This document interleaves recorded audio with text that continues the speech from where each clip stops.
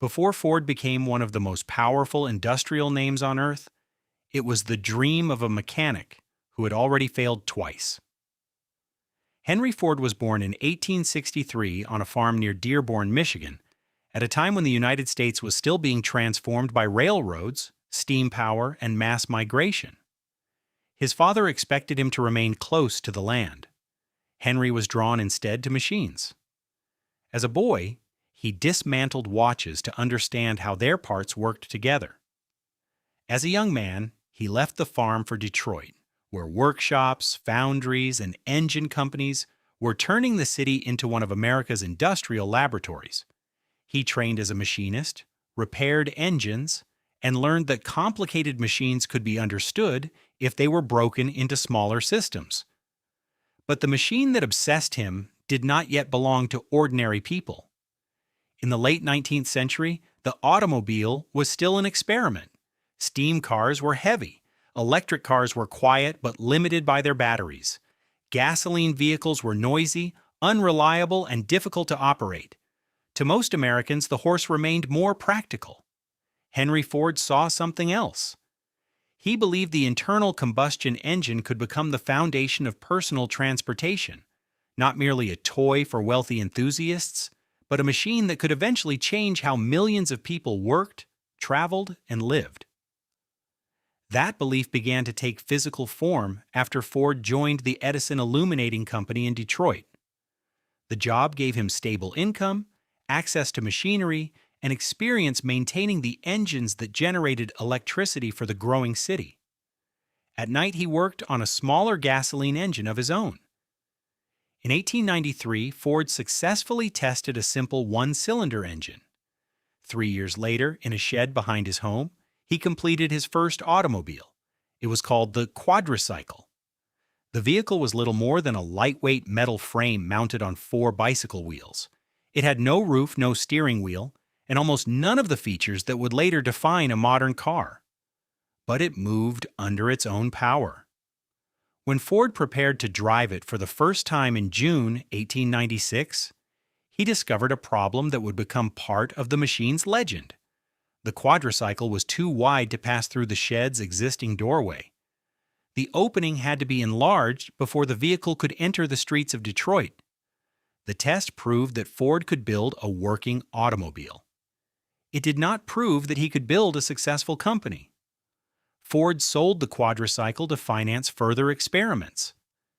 By 1899, he had attracted investors and left the Edison Illuminating Company to help establish the Detroit Automobile Company.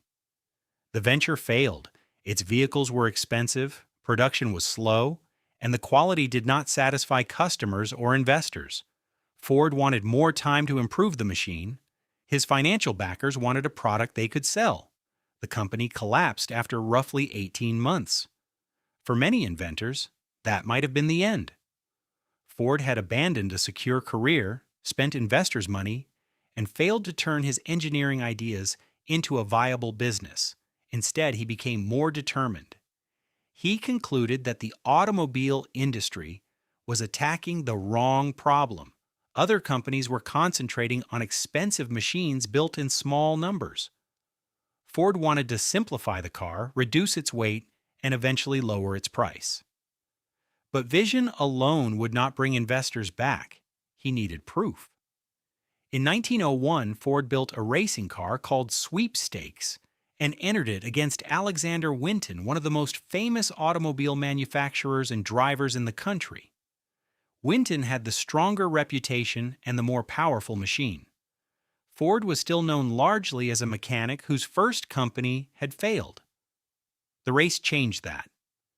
As Winton's car developed mechanical trouble, Ford took the lead and won. The victory gave him publicity, credibility, and access to new financial support. It also led to a second automobile venture, the Henry Ford Company.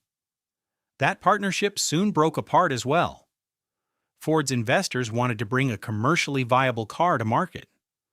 Ford remained focused on developing and racing machines. The conflict became impossible to contain, and Ford left the company that carried his own name. It was later reorganized under another identity, Cadillac. By the beginning of 1902, Henry Ford had now lost control of two automobile companies. He had engineering ability, public attention, and a growing conviction that cheap, durable cars could reach a mass market. What he did not yet have was a business structure capable of turning that conviction into an empire. The crucial alliance came through Alexander Malcolmson, a Detroit coal merchant willing to finance another attempt. Ford brought designs, experience, and mechanical knowledge. Malcolmson brought capital and connections. Together, they gathered a group of investors and prepared to create a new company. On June 16, 1903, Ford Motor Company was incorporated. There were 12 investors and an initial cash investment of $28,000. The new firm operated from a rented building on Mack Avenue in Detroit. It did not yet manufacture every component itself. Parts arrived from outside suppliers and were assembled into finished cars by a small workforce. The company's first product was the Model A. It was not the later Model A that would replace the Model T in the 1920s. This was a small, two-cylinder runabout built by a company that was already close to exhausting its money. By the time the first Model A was sold in July 1903, most of the original cash investment had been spent. Ford Motor Company had been created, but survival was not guaranteed. One delayed order, one failed component, or one final disagreement among investors could still have ended the story before it truly began. Instead, orders arrived.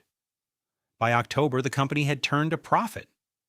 After two failures, Henry Ford finally controlled an automobile business that was producing and selling cars. Yet the Model A was only a beginning. Ford still had to discover the machine that would define his company, transform American industry, and place the world on wheels. That machine would arrive 5 years later, and once it appeared, Ford would no longer be a fragile startup fighting to survive.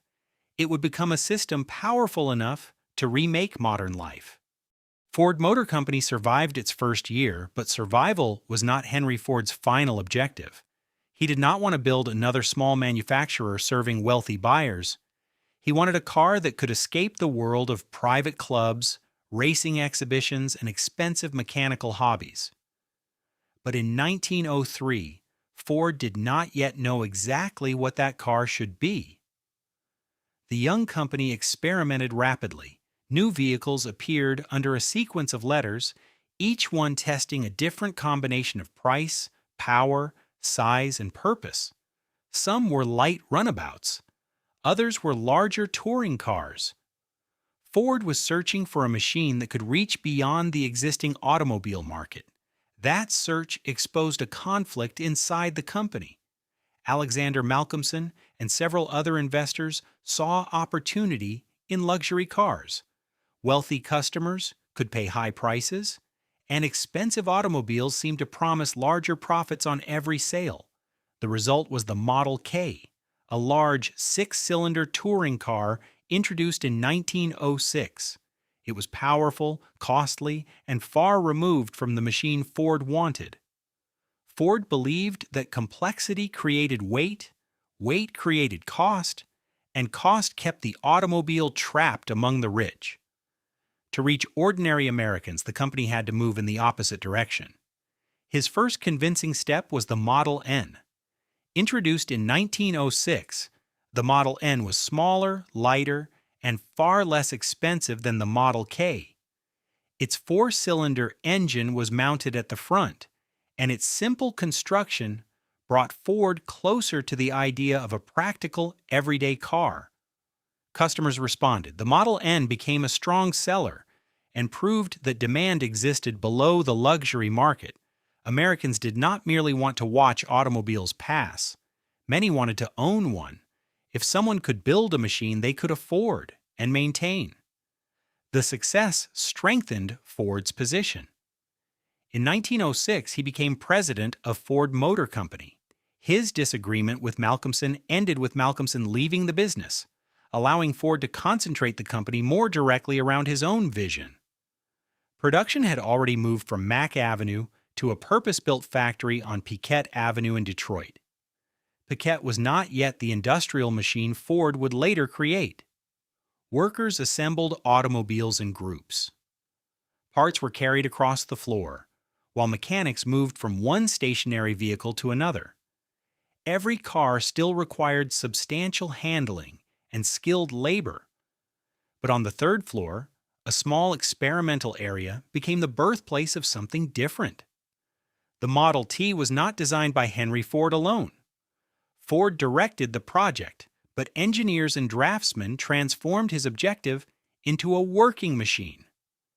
Childe Harold Wills, Ford's first chief designer, made essential engineering contributions. Joseph Galam, a Hungarian-born engineer who joined the company in 1905, developed drawings and mechanical solutions. Other employees built, tested, criticized, and rebuilt the parts. Ford preferred working prototypes to ideas that existed only on paper. Components were sketched, machined, assembled, and tested. The new car had to be light but durable, simple but capable, and reliable enough to survive roads that often barely deserved the name. In 1908, the United States had only a small network of paved roads. Outside major cities, drivers faced mud, loose stones, deep ruts, and tracks intended for horses and wagons. The Ford team gave the car generous ground clearance and a flexible suspension. Critical components used vanadium alloy steel, providing strength without excessive weight. The four-cylinder engine block and crankcase were cast as a single unit, while a removable cylinder head made servicing easier. The steering wheel was placed on the left side. A planetary transmission, controlled largely through pedals, simplified gear changes. The engine produced modest power, but the car's low weight gave it useful performance. This was not merely a luxury automobile stripped down until it became cheaper. It was a different philosophy of design. Ford wanted owners to understand the machine. A farmer or local mechanic needed to reach its components, repair it with ordinary tools, and return it to service far from a specialized dealer. The car had to tolerate weather, distance, rough treatment, and inexperienced drivers. Running prototypes emerged from Piquette Avenue in 1907. Testing continued as the company prepared the design for production. The final machine was called the Model T. The letter suggested only another step in Ford's sequence of models. In reality, almost every earlier Ford had been leading toward it. On September 27, 1908, the first production Model T was assembled at Piquette Avenue. It became available to the public at the beginning of October. The early touring car cost roughly $850. That was still a major purchase for most American families. But compared with many automobiles of the period, it placed personal transportation within reach of a much larger market. Ford did not consider that first price permanent. The Model T had been designed with production in mind. Simpler construction, lighter materials, interchangeable components, and easier assembly offered a path toward lower costs. If Ford could increase output, the price could continue to fall. Customers did not need to understand the industrial strategy. They only needed to see what the car could do. The Model T crossed rough ground, climbed difficult roads, and continued through conditions that stopped more delicate machines. It was neither luxurious nor graceful. It was useful. Orders arrived faster than the Piquette plant could comfortably satisfy them. Ford had finally found the product he had been searching for since the quadricycle, a durable automobile designed not as a symbol of wealth, but as a tool of mobility. Yet the Model T alone had not put the world on wheels. It was still assembled by workers moving around stationary cars. Production remained too slow and the price too high for Ford's ambition to become reality. To build a car for millions, Ford would have to reinvent more than the automobile. He would have to reinvent the factory. The Model T had solved Ford's product problem. It had not solved the problem of scale. At Piquette Avenue, workers still built cars in small groups. A chassis remained in one place, while mechanics carried tools and components across the floor. Skilled men performed several tasks and moved wherever the work demanded. The method could produce automobiles. It could not produce them quickly enough for Henry Ford's ambition. Demand for the Model T soon overwhelmed the old factory.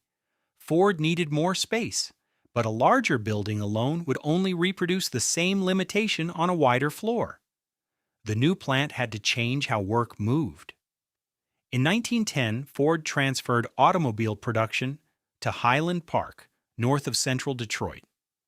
Designed by architect Albert Kahn with reinforced concrete, steel, and vast areas of glass, the new factory became known as the Crystal Palace. It looked like a monument to modern industry. Inside, Ford's managers were still searching for the system that would justify its scale. Henry Ford did not invent every element of mass production. Interchangeable parts had developed over generations, and other industries already moved products through stages of work. Mills, breweries, food processors, and meat packing operations had demonstrated how materials could travel past specialized workers. Ford's achievement was to combine these principles around an extraordinarily standardized automobile. The goal was simple to describe and difficult to execute. Instead of sending workers toward the car, Ford would bring the work to them. The transformation began with individual components. In April 1913, employees experimented with a crude moving line for Model T flywheel magnetos. Under the older method, one worker assembled much of a magneto at a bench. Under the new method, the component moved along a platform while each employee completed one smaller operation. The results were impossible to ignore. Ford managers expanded the idea to engines and transmissions. Each process was divided, timed, rearranged, and tested again. Parts arrived in the order they were needed. Gravity slides, overhead systems, and mechanical conveyors reduced unnecessary movement. The factory was no longer merely a building filled with machines. The factory itself was becoming a machine. In August 1913, Ford began experimenting with complete chassis assembly. A frame moved forward as workers added axles, the fuel tank, engine, dashboard, wheels, radiator, and body in sequence. Early versions were primitive. Workers sometimes pulled a chassis with a rope or winch. The line stopped when a part failed to arrive or when one operation could not keep pace with the next. But each failure exposed another delay that could be removed. By October, Ford was operating a moving automobile assembly line at Highland Park. The system continued evolving into 1914, when multiple chassis lines worked in parallel, and more than 1,200 chassis could be assembled during an 8-hour shift. The change in production time was extraordinary. Under the earlier stationary method, assembling a Model T required approximately 12.5 hours. As Ford refined the moving system, that time fell to about 93 minutes. This did not mean that a complete automobile appeared from raw material every 93 minutes. Thousands of earlier operations still produced its steel, glass, rubber, engine parts, and body components, but in final assembly, those parts now flowed together with a speed the old workshop could never approach. Ford no longer depended on a small number of craftsmen to build complete automobiles. The work was divided into tightly defined operations that could be learned quickly and repeated continuously. That division changed the economics of the Model T. Higher output spread the cost of buildings, machines, and engineering across more vehicles. Standardized parts reduced fitting and correction. Faster assembly lowered the labor required for each car. Ford used those gains to cut prices. The Model T had entered the market at more than $800. As production expanded, its price fell through repeated reductions, while daily output moved from hundreds of cars toward thousands. The strategy challenged traditional business logic. A manufacturer could attempt to earn more from every customer by keeping prices high. Ford pursued something different: lower the price, reach a larger market, increase production, and use the resulting efficiency to lower the price again. It became a self-reinforcing industrial cycle. More cars created lower costs. Lower costs created more buyers. More buyers demanded an even larger system. The Model T spread beyond American cities. It reached farmers, tradesmen, doctors, shopkeepers, and families who had previously organized their lives around horses and railway schedules. Owners adapted it to carry tools, crops, passengers, and mail. Ford had designed one car. Mass production turned it into infrastructure. The moving line also changed the meaning of factory work. The older mechanic followed a job through several stages and controlled much of his own movement. On the new line, the worker remained at a station, while the automobile arrived at a pace determined by the system. One repeated operation might last only moments. Then another chassis appeared. And another. The same method that reduced the price of freedom outside the factory reduced freedom of movement inside it. By 1914, Ford had created a production system powerful enough to make the automobile a mass-market machine. But machines do not become tired, frustrated, or restless. People do. And as Highland Park accelerated, Ford would discover that the hardest part of his industrial revolution was not keeping the assembly line moving. It was keeping workers beside it. The assembly line made the Model T cheaper. It also made Ford workers easier to replace. At Highland Park, the automobile moved while the employee remained fixed. A man who had once completed several operations might now tighten the same nut, attach the same bracket, or repeat the same motion hundreds of times during a shift. The system demanded less training. It also demanded obedience to its rhythm. Workers could not slow the line without affecting every station behind them. Conversation, movement, and moments of rest became interruptions measured against production. The factory gained control over time, but many employees responded by walking away. By late 1913, annual labor turnover at Ford had reached approximately 380%. The company was hiring constantly simply to keep enough people beside the line. According to Ford's own historical records, it sometimes had to hire 963 men to increase the workforce by only 100. The machine was producing cars faster than Ford could retain the people building them. Henry Ford and his business partner James Couzens answered the problem with an announcement that shocked American industry. On January 5, 1914, Ford Motor Company introduced the $5 day. The previous basic rate for many workers had been about $2.34 for a 9-hour shift. Ford now promised eligible employees $5 for an 8-hour day. The figure was extraordinary. It appeared to more than double the daily income of an ordinary factory worker while reducing the time spent inside the plant. The shorter shift also allowed Ford to operate 3 full production shifts every 24 hours, keeping expensive machinery in use for longer and expanding output even further. Newspapers treated the announcement as a revolution. Thousands of job seekers crowded outside Highland Park.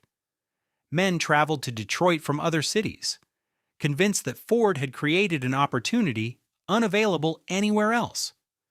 Police were called when the crowd outside the employment office became difficult to control. Competitors predicted that the plan would destroy the company. Instead, it helped stabilize the assembly line. Workers still disliked the repetition, speed, and pressure, but $5 made the sacrifice harder to abandon. Absenteeism declined, turnover fell.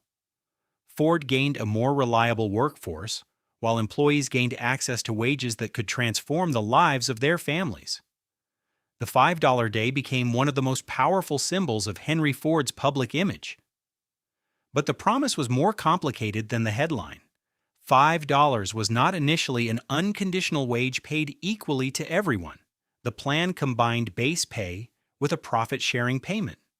To receive the full amount, workers had to meet company standards of behavior. Ford was not only purchasing labor, it was attempting to design the worker. The company created a sociological department to investigate employees at work and at home. Investigators arrived at residences, sometimes without warning, and recorded details of private life. They examined whether a home was clean. They asked how income was spent. They checked savings and bank deposits, children's school attendance, marital conditions, and the presence of boarders. Drinking, gambling, domestic instability, or behavior the company considered irresponsible could threaten a worker's eligibility for the full payment. Ford presented the department as a form of assistance. Its representatives offered advice on hygiene, household management, budgeting, legal problems, and family welfare. For immigrant families adapting to a new city and an unfamiliar country, some of that help could be genuinely useful. Yet assistance and surveillance were inseparable. A worker's income now depended not only on what he did inside the factory, but on whether Ford approved of the life he lived after leaving it. The company's ambition extended to language and identity. A large share of Ford's workforce had been born outside the United States. Employees came from many countries and often shared no common language. That diversity created communication problems and genuine safety risks inside a fast-moving factory. The Ford English School taught workers to read, speak, and understand basic English. Classes were offered around factory shifts, and employees learned practical vocabulary, civics, geography, and preparation for citizenship. The program expanded rapidly. By 1916, it had grown to more than 2,000 students and nearly 150 instructors. A Ford English School diploma could carry real value for an immigrant pursuing naturalization. But the school also revealed how Ford understood assimilation. At graduation ceremonies, workers wearing clothing associated with their countries of origin entered a giant stage prop labeled as an American melting pot. Moments later, they emerged in similar American-style suits, waving United States flags. The message was unmistakable. Ford did not merely want employees who could understand instructions. It wanted workers reshaped into a single ideal. The same philosophy governed Highland Park. Every part had to be standardized. Every movement had to be efficient. Every employee was expected to fit the system. The $5 day brought real benefits. It raised industrial expectations, increased worker purchasing power, and forced other manufacturers to reconsider what factory labor was worth. It also demonstrated a new kind of corporate power.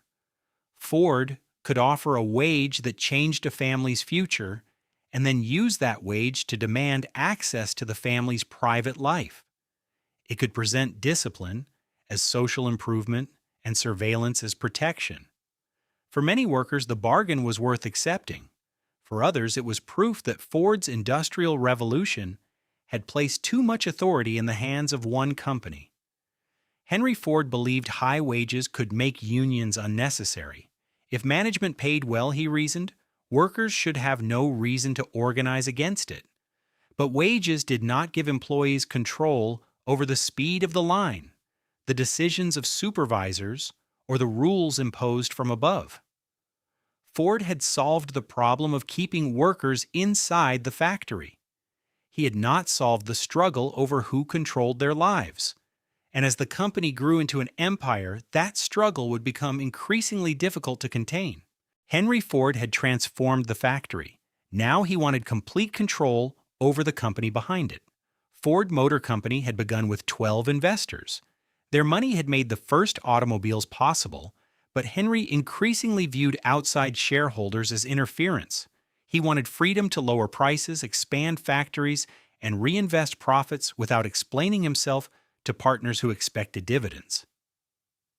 In 1919, he removed the last obstacle. Henry stepped down as company president and his 25-year-old son, Edsel, took the title on January 1st. Behind the change, the Ford family was buying the shares held by the remaining minority owners. By July, the transaction was complete. Ford Motor Company belonged entirely to the Ford family. On paper, Edsel was president. In practice, Henry remained the final authority. Father and son were very different. Henry trusted simplicity, repetition, and his own instinct. Edsel cared about engineering, but he also understood proportion, color, comfort, and design. He admired products that did more than function. They could also make customers feel something. That difference would shape Ford's future. For the moment, both men were overseeing an industrial project larger than anything Highland Park could contain. Construction had begun in 1917 beside the Rouge River in Dearborn. The site initially produced eagle boats and other material for the First World War, but Henry imagined something far more ambitious. At Highland Park, Ford assembled standardized parts with unmatched speed. At the Rouge, he wanted to control where those parts came from. Coal and iron ore arrived by ship and rail. Blast furnaces converted raw materials into iron. Steel mills produced the metal required for frames, engines, and bodies. Glass, power, tires, and other components could be created inside the same enormous complex before finished automobiles emerged at the other end. The Rouge was vertical integration made physical. Ford no longer wanted to depend on distant suppliers, outside schedules, or market prices he could not control. Every major stage of production would be connected, measured, and brought under one system. By the end of the 1920s, the Rouge had become the largest integrated industrial complex in the world. It employed tens of thousands of people and covered a landscape of furnaces, rail lines, docks, conveyors, power stations, and assembly buildings. It was the ultimate expression of Henry Ford's philosophy. It was also a warning. A system built around one man's judgment became vulnerable when that judgment stopped changing. The Model T had once been the most advanced answer to the needs of ordinary drivers. By the 1920s, those needs were evolving. Roads were improving. Customers were driving farther. They wanted more speed, easier controls, smoother rides, enclosed bodies, better brakes, and more choices in color and appearance. General Motors understood the change. Its divisions offered buyers different levels of price and status. Chevrolet competed directly with Ford while presenting cars that appeared more modern. Annual styling changes gave customers a reason to replace vehicles that still worked. Henry Ford distrusted that logic. He believed the Model T remained fundamentally correct. Its simplicity had created the mass automobile market, and years of refinement had made it inexpensive and reliable. To him, abandoning it could look like surrendering the principle that had built the company. Edsel and other Ford executives saw the danger. They pushed for a new car. Henry resisted. Engineers updated the Model T with revised bodies, electric starters, improved interiors, and additional color choices. But beneath the changes remained a design created before the First World War. Sales began declining. In January 1926, executive Ernest Kanzler prepared a detailed memorandum explaining why the Model T needed to be replaced. Other senior figures, including Edsel, agreed with much of his argument. Henry did not reward the warning. Kanzler was forced out of the company. Ford's internal problem was no longer a lack of information. It was that accurate information threatened the founder's certainty. By 1927, the market made the decision impossible to avoid. On May 26th, Henry and Edsel drove the 15 millionth Model T from the Highland Park line. Production ended after 19 years. The automobile that had put the world on wheels was gone. Ford now faced an industrial crisis of its own making. The company had spent years perfecting factories around one product. Ending the Model T meant stopping production, redesigning tools, rebuilding machinery, retraining workers, and reorganizing the flow of an empire. Competitors continued selling cars while Ford's assembly lines stood silent. The new vehicle had to justify the risk. Henry concentrated on mechanical requirements. Edsel helped shape its appearance, colors, trim, and character. The result was more powerful, more conventional to operate, and visibly more modern than the Model T. Its 3-speed sliding gear transmission matched the system used by other manufacturers, and its windshield used safety glass. Ford returned to the beginning of the alphabet. The car was called the Model A. It made its public debut on December 2, 1927. Crowds gathered at Ford showrooms, newspapers covered the event, and demand immediately tested the company's ability to deliver. The launch was a success, but it revealed a deeper truth. Ford had not replaced the Model T because Henry's system had naturally anticipated the future. It had replaced the Model T only after the market, his executives, and his own son had forced him to accept that the future had already arrived. The Rouge proved that Ford could control almost every stage of building a car. The Model A proved there was one thing the company could never fully control: what the public wanted next. The Model A proved that Ford could still change. The years that followed showed how dangerous it had become when the company refused to. In 1929, the American economy collapsed. Automobile sales fell, factories reduced production, and Detroit filled with workers who had lost jobs that once appeared permanent. Ford had promoted itself as a company that paid well and protected ordinary families. During the Depression, that promise collided with unemployment, wage cuts, and hunger. Henry Ford publicly blamed financial institutions and insisted that industry would recover through work. Inside the company, control tightened. At the Rouge, the service department, led by Harry Bennett, monitored workers, suppressed dissent, and built a reputation for intimidation. On March 7, 1932, several thousand unemployed workers marched toward the Rouge complex in what became known as the Ford Hunger March. They carried demands for jobs, relief, and an end to discrimination against former employees. The march ended in violence near the factory gates. Police and Ford security confronted the demonstrators. Stones, tear gas, fire hoses, clubs, and gunfire turned the road into chaos. 4 marchers were killed, and many more were wounded. A 5th later died from his injuries. The bloodshed exposed the distance between Ford's image as a champion of workers and the reality of an empire determined to resist pressure from below. Yet even in the Depression, Ford remained capable of engineering achievement. In 1932, the company introduced an affordable V8 engine cast as a single block. The design gave ordinary buyers access to power once associated with more expensive cars and became one of Ford's most important technical successes of the decade. But mechanical innovation could not settle the struggle inside the factories. Across the automobile industry, workers were organizing under the United Auto Workers. General Motors recognized the union after the Flint sit-down strike in 1937. Chrysler followed. Ford refused. Henry believed unions challenged his authority and were unnecessary in a company that had once led the industry in wages. Harry Bennett's service department became the instrument of resistance. On May 26, 1937, UAW organizers, including Walter Reuther and Richard Frankenstein, arrived at the Rouge pedestrian overpass to distribute leaflets before a shift change. Ford security men attacked them. Photographers captured the beatings. The images showed organizers kicked, punched, and chased down the overpass, while company representatives attempted to seize cameras and destroy evidence. The event became known as the Battle of the Overpass. Instead of ending the Union campaign, the violence gave it a national symbol. Ford resisted for 4 more years. In April 1941, workers shut down the Rouge during a major strike triggered by anti-union dismissals and continuing confrontation.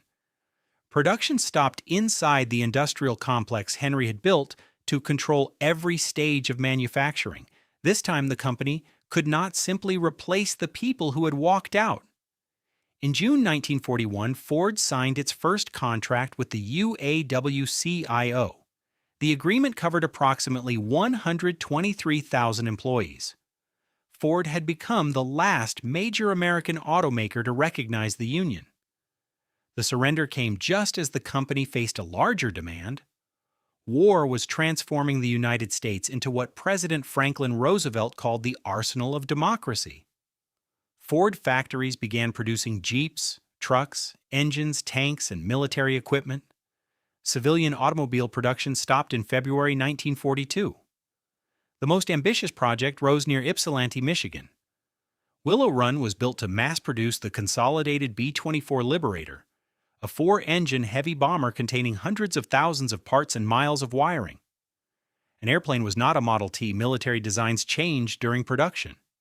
Precision requirements were severe. Components arrived from different facilities, and the enormous plant struggled with transportation, housing, training, and labor shortages. Early output failed to match Ford's promises. Critics called Willow Run a disaster, but the system improved. Engineers divided the bomber into major assemblies and sub-assemblies. Workers, including large numbers of women entering industrial jobs during the war, drilled, riveted, wired, inspected, and joined the aircraft along a production line unlike anything aviation had seen. By the spring of 1944, Willow Run was completing a B-24 at an average rate of one every 63 minutes. Ford ultimately built 8,685 complete Liberators there, while also supplying additional parts and assemblies to other plants. The company had turned automobile mass production into military power, but the man officially responsible for Ford would not live to see the end of the war. Edsel Ford had spent years caught between the demands of the company and the domination of his father. He had guided designs, supported Lincoln and Mercury, and helped direct Ford's enormous wartime conversion. On May 26, 1943, Edsel died from cancer at the age of 49. Henry Ford returned to the presidency. He was nearly 80, physically weakened, and no longer capable of managing a global industrial corporation at war. Executives and government officials feared what might happen if the company continued without stable leadership. The solution was Edsel's eldest son. Henry Ford II had left Yale without graduating and served in the United States Navy. After his father's death, he received an early release from military duty and entered the company that carried his family name. He was only 25 when he entered the company. On September 21, 1945, Henry Ford II became president of Ford Motor Company. He inherited factories built for war, an aging management system, confused finances, powerful internal factions, and a company still dominated by the shadow of its founder. The first Henry Ford had created an empire by trusting himself above everyone else. His grandson would have to save it by doing the opposite. The first Henry Ford had built his company around personal authority. Henry Ford II began rebuilding it around professional management. When the war ended, Ford Motor Company was famous, enormous, and dangerously disorganized. Its accounting systems could not clearly explain where money was being made or lost. Departments competed for influence, while important decisions still passed through habits created under the founder. The new president began removing that structure. Harry Bennett, the feared head of the service department, was dismissed. Ernest Breech arrived from General Motors and became one of Henry Ford II's most important advisors. In 1946, Ford hired 10 former Army Air Forces officers trained in statistics, planning, and management control. The press called them the Whiz Kids. They introduced budgets, financial forecasting, market analysis, and systems that measured performance across the company. Ford was becoming less like the private kingdom of one industrialist and more like a modern corporation. Henry Ford died on April 7, 1947, at the age of 83. The company he left behind was already moving in a direction he would not have recognized. Its first major proof came with the 1949 Ford, The low body, integrated fenders, and cleaner surfaces abandoned much of the visual language of the pre-war automobile. It reached the public ahead of the first completely new post-war designs from General Motors and Chrysler. Buyers responded in enormous numbers. Ford had survived the succession crisis. Now it needed products for the new American economy. In 1948, the company introduced the F-Series, its first all-new post-war truck line. The F1 combined practical load-carrying ability with a more comfortable cab and modern styling.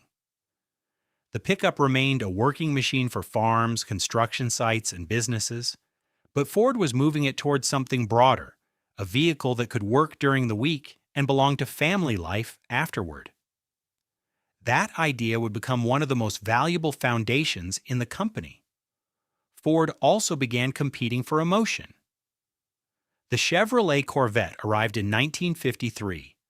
Ford answered with the Thunderbird. First shown in 1954 and sold for the 1955 model year, it offered 2 seats, V8 power, and dramatic styling, but emphasized comfort more than pure racing performance.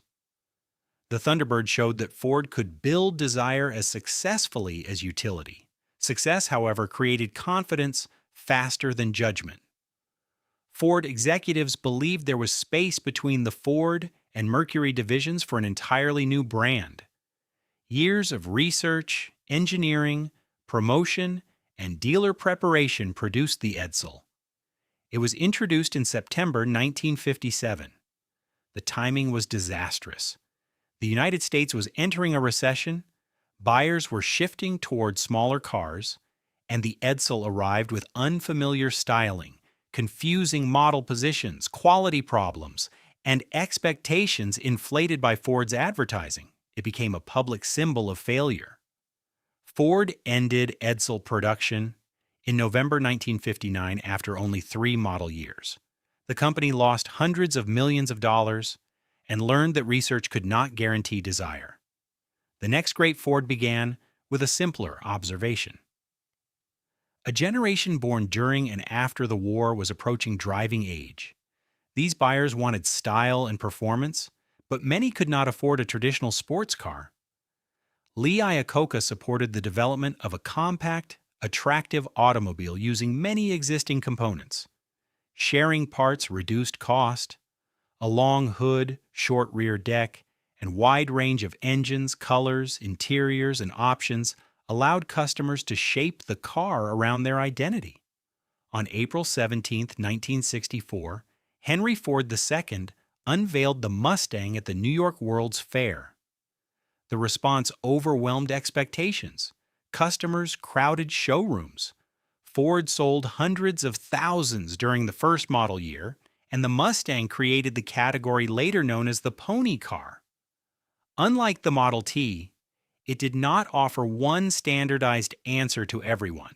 It offered buyers the feeling that the same affordable car could become personally theirs. The Mustang was part of a larger campaign Ford called Total Performance. The company entered NASCAR, drag racing, Indianapolis, rallying, and international sports car competition. Racing became engineering, advertising, and corporate identity compressed into one visible contest. No contest mattered more than Le Mans. Ferrari had dominated the 24-hour race through the early 1960s.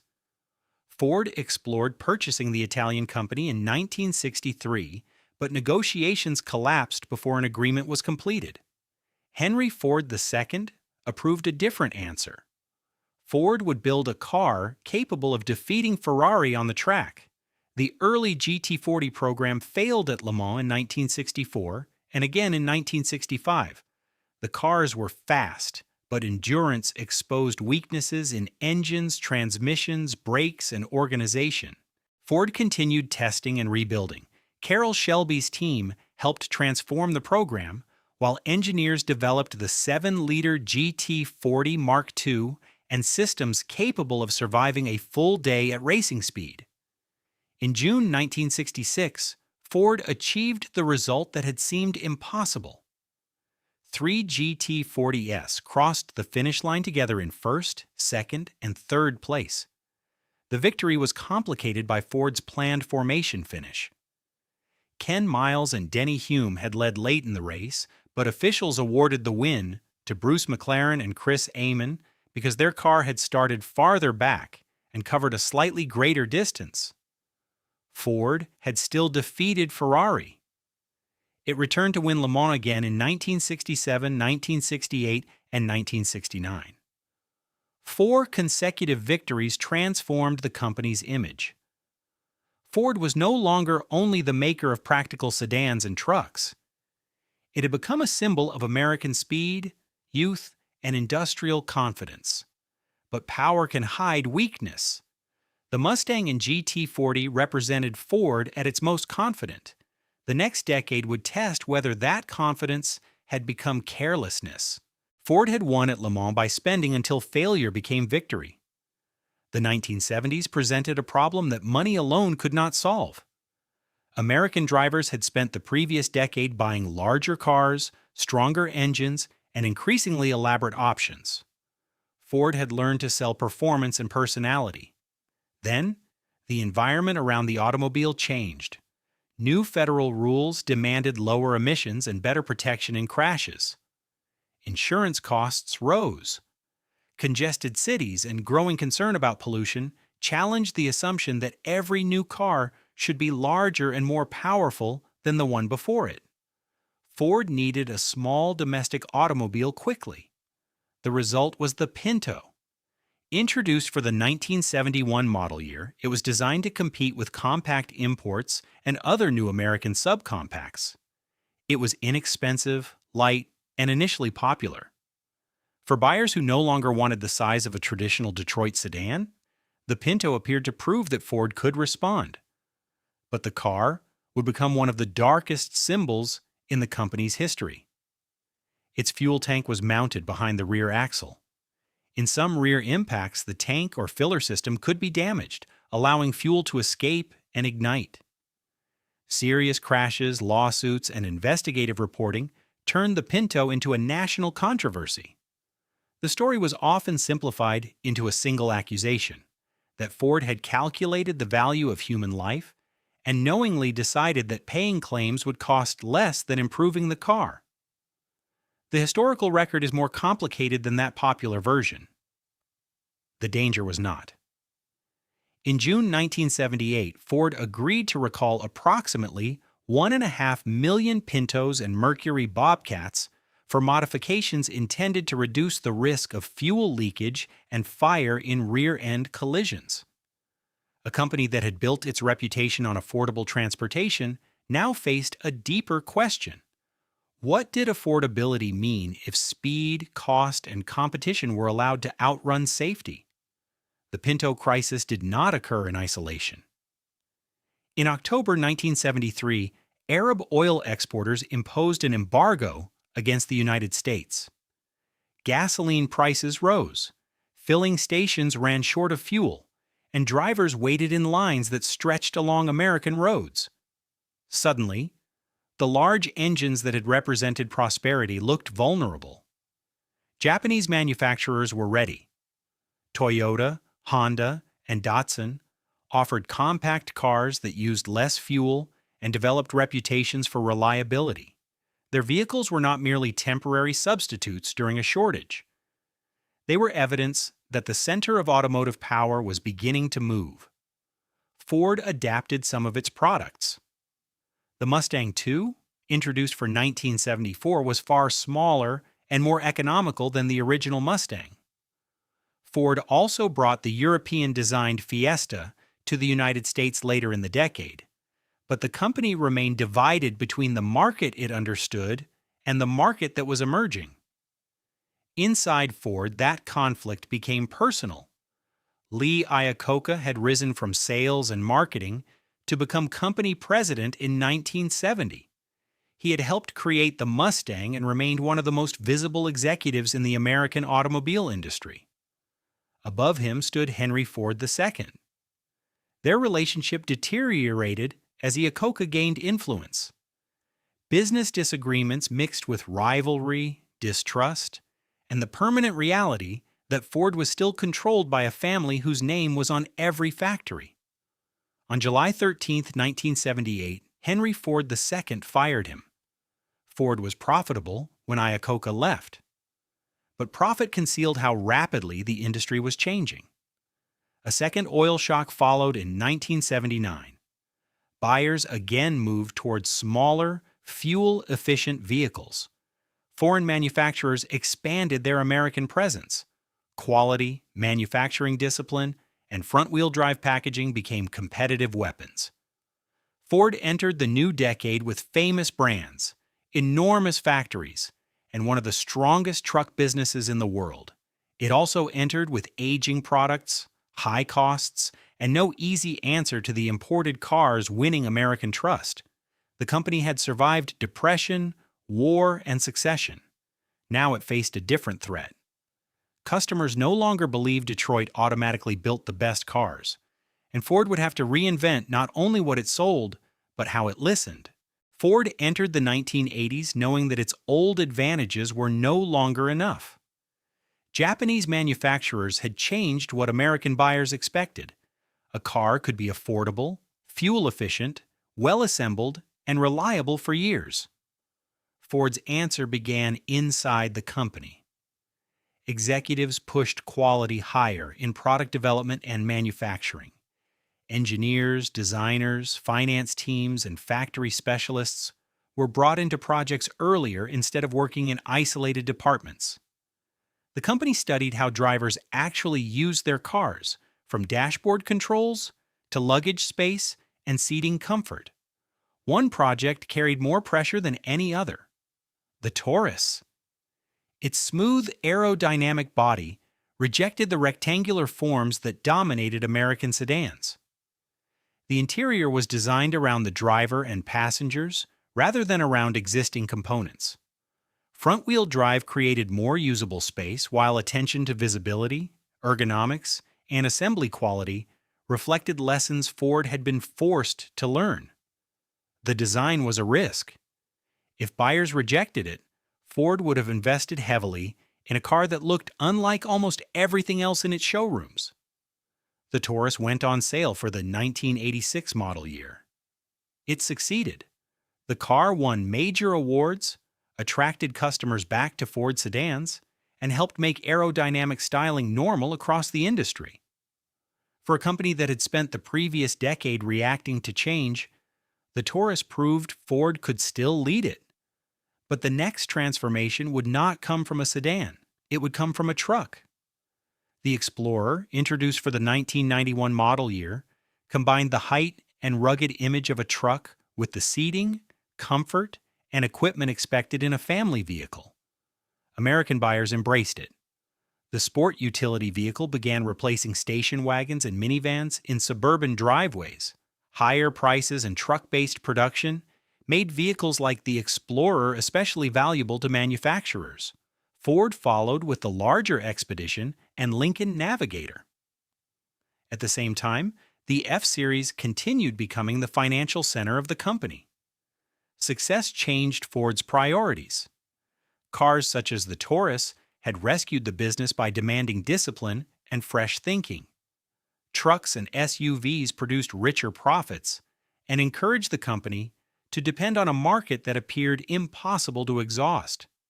That confidence carried Ford into expansion. Jaguar, Aston Martin, Volvo Cars, and Land Rover eventually became part of the premier automotive group. The strategy promised global scale and access to luxury customers. It also created complexity. Each brand had different factories, engineering cultures, dealers, histories, and financial problems. Ford was trying to manage a collection of prestigious names while its core North American business remained heavily dependent on trucks. Then the Explorer became the center of a safety crisis. Beginning in 2000, reports of tread separations involving certain Firestone tires fitted to many Ford Explorers led to crashes, investigations, and a massive recall. Ford and Firestone blamed each other over tire performance, inflation recommendations, and vehicle behavior. Their relationship had lasted for generations. It collapsed publicly. Millions of tires were recalled. Ford later announced its own replacement program for additional Firestone tires.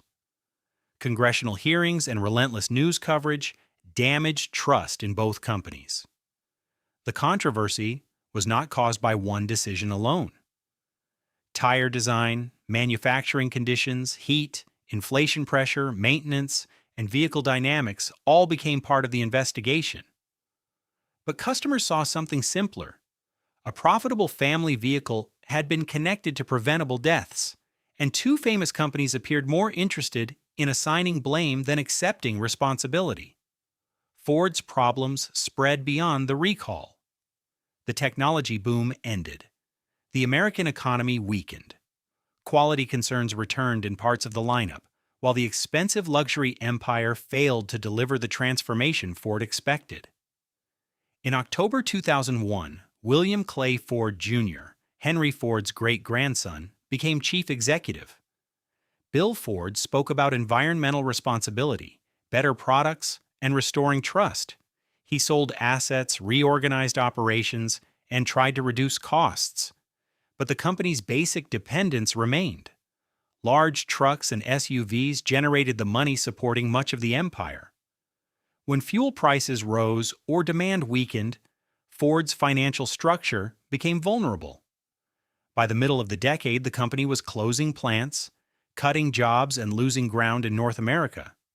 Its global organization produced similar vehicles on different platforms with duplicated engineering and little unity. Ford had survived the 1970s by learning to build better cars.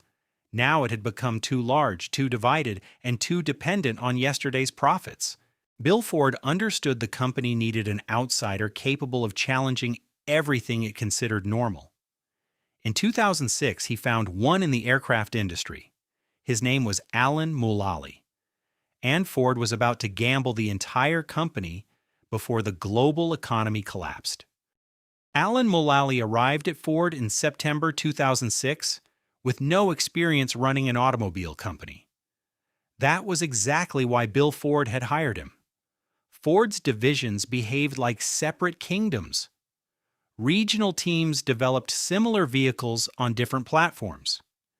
Executives protected their budgets, concealed problems, and measured success against one another instead of against the competition. Mulally reduced the strategy to two words: one Ford. The company would operate as one global team, use fewer shared platforms, focus on the Ford name, and confront bad news before it became a crisis. But transformation required time, and Ford was running out of money. In December 2006, the company completed a financing package that raised approximately $23.5 billion in liquidity. Ford pledged substantially all of its domestic assets as collateral, including factories, intellectual property, and the Blue Oval itself. It looked desperate. 2 years later, it looked prophetic.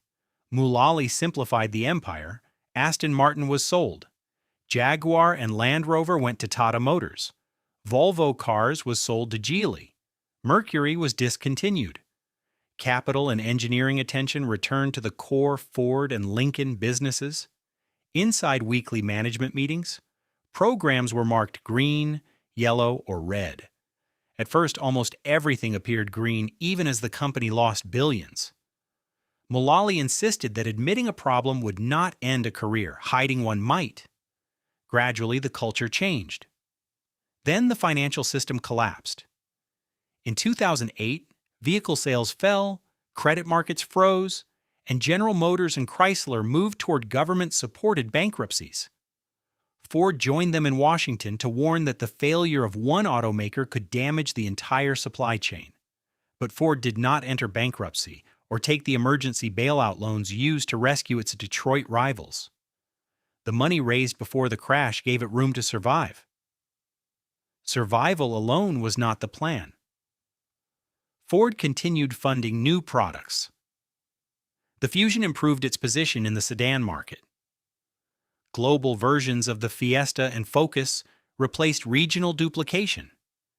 EcoBoost engines attempted to combine smaller displacement with the performance American buyers expected. In 2009, Ford returned to an annual profit. The following years restored confidence, credit ratings, and control of the blue oval pledged during the rescue financing. Mulally retired in 2014.